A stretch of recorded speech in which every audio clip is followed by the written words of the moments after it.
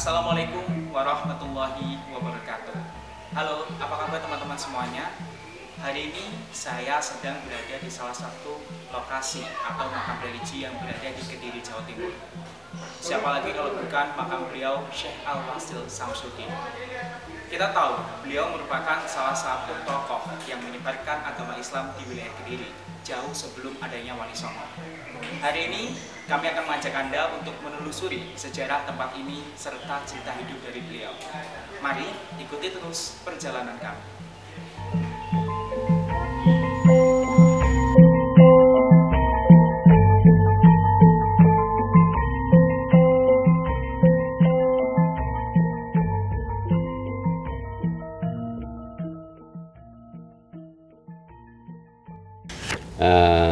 Stono Gedong itu stononya itu mempunyai makna atau arti makam. Pro kontranya hanya di gedongnya. Gedong itu boleh jadi mempunyai makna arti yang besar atau pembesar. Jadi menimbang dari isinya, makam kita di area wisata religi kita itu banyak sekali tokoh-tokoh atau pembesar-pembesar pada zamannya. Sehingga kalau menurut saya kesimpulan yang benar adalah atau makna arti Stono Gedong yang benar adalah makamnya para pembesar. Jadi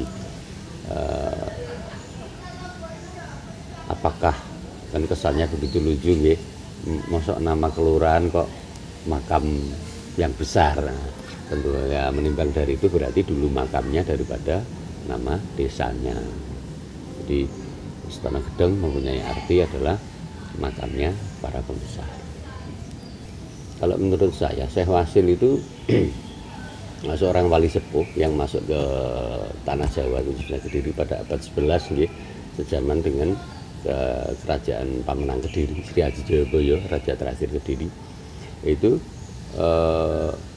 belumlah beliau syiar secara terang-terangan. Jadi bahasanya mungkin masih studi banding. Saya boleh nggih tarik mundur sedikit seperti halnya Syekh Subakir.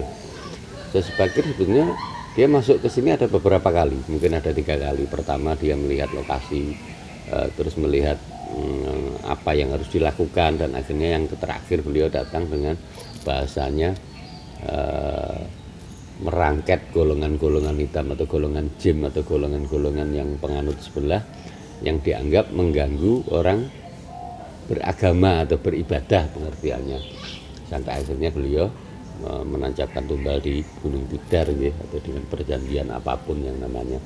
Nah itu bukti bahwa fungsi Syekh Subakir, tugas Syekh Subakir pada saat itu sebetulnya kan belum syiar, tapi baru membersihkan. Nah, akhirnya beliau kembali, dan mungkin ada beberapa lagi kunjungan para wali dari jamaah para wali dan Mbah Wasil dari Turki datang kemari.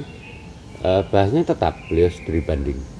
Nah, mungkin dengan metode pendekatan para raja, dan salah satunya beliau dekat sekali dengan Raja Sri Haji Jayabaya, dan bahkan sempat membuat sebuah buku atau sebuah nasihat yang dituliskan dalam bahasa Jawa yang kerap disebut dengan Jongko Jayabaya, atau orang umum biasa menyebut kitab Musarar, yang sebetulnya itu adalah kitab Al-Asrar atau kitab rahasia nukilan dari Al-Quran, yang orang banyak bertanya kenapa sampai ribuan tahun begitu akurat Jongko Jayabaya. Tak lain hanyalah mengutip Al-Quran atau nukilan daripada Al-Quran. Itu bukti salah satu kedekatan beliau dengan beliau Mbah Wasil dengan Sri Haji Jayabaya. Konon kabarnya malah beliau sempat diangkat sebagai hakim agung, atau orang banyak mengatakan penasihat spiritualnya, wallahu alam, tapi yang pasti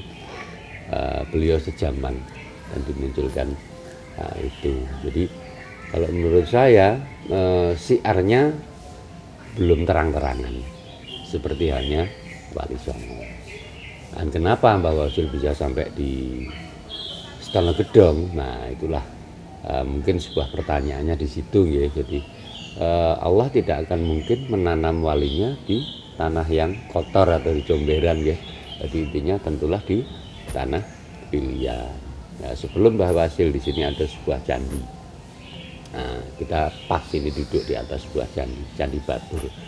fungsi Candi Batur itu adalah untuk menyimpan abu jenazah para raja.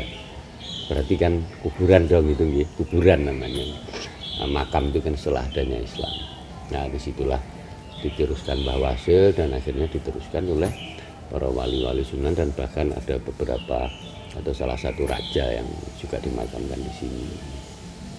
Mbah Wasil insya Allah dari Turki, dari tepatnya Istanbul, dan beliau ada urutan dari Rasulullah melalui Fatimah, entah yang keberapa gitu, di situ ada. Nanti yang kalau kalian ingin tahu, kalian bisa bersilaturahim di Pondok Maunasari di Mbah Mundir, di situ kalian akan menemukan silsilah di Mbah Wasil, termasuk cucu Rasulullah yang keberapa melalui Siti Fatimah.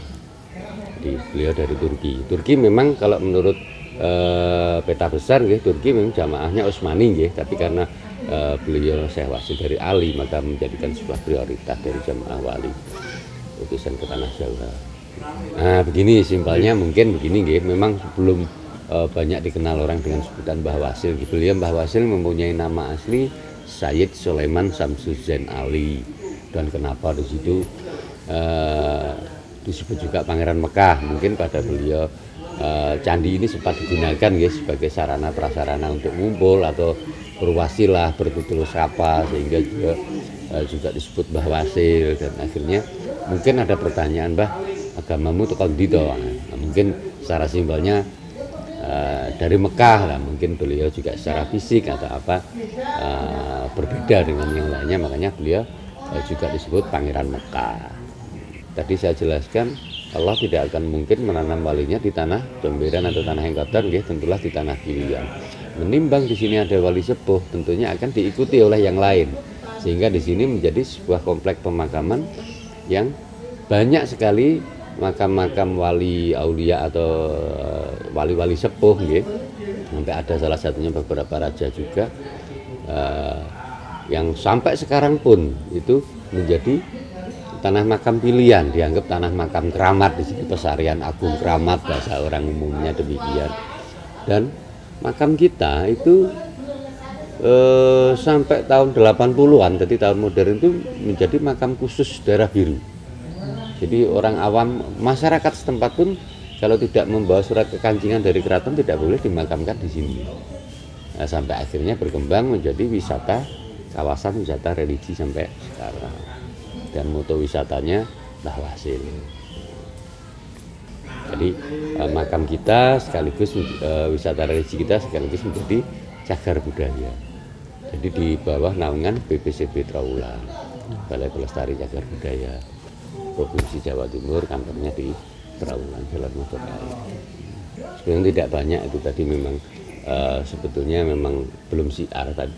Contoh saya tarik kembali seperti Subagir, beliau di Gunung Tidar, tugasnya dan hanya membersihkan itu. Tapi namun kenapa juga di beberapa tempat ada petilasan saya Subagir atau apa, dan itulah leluhur kita cara nguri-nguri atau biar tidak rusak atau ben awet peninggalan leluhur itu biasanya dirupakan makam atau dan sebagainya. Tapi kalau Mbah Wasil di sini, insya Allah di sini memang betul makam, dan hasil riset studinya beliau utusan untuk dikembalikan ke Turki dari sana, untuk yang akhirnya dibuktikan begini.